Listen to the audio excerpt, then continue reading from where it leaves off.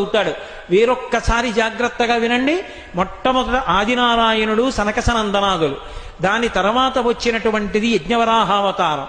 యజ్ఞవరాహావతారం తర్వాత నారదుడు, నారదుడి తర్వాత నరనారాయణుడు, నరనారాయణుల తర్వాత వచ్చినటువంటిది కపిలావతారం, కపిలావతారం తర్వాత దత్తాత్రేయావతారం, దత్తాత్రేయావతారం తర్వాత యజ్ఞావతారం, యజ్ఞుని యొక్క అవతారం తర్వాత వృషభావతారం, వృషభావతారం తర్వాత వచ్చింది పృథు గారి అవతారం, పృథు గారి అవతారం తర్వాత వచ్చినటువంటి అవతారం మత్స్యావతారం, తర్వాత కూర్మావతారం, తర్వాత ధన్వంతరి, తర్వాత మోహిని, తర్వాత నరసింహుడు, తర్వాత వామనమూర్తి, తర్వాత పరశురాముడు, తర్వాత రాముడు, తర్వాత రామచంద్రమూర్తి, తర్వాత బలరాముడు, బలరాముడి తర్వాత కృష్ణ భగవానుడు, కృష్ణ భగవానుడి తర్వాత ఏకకాలంలో 2 అవతారాలు ఉంటూ ఉండొచ్చు వీటిల్లో.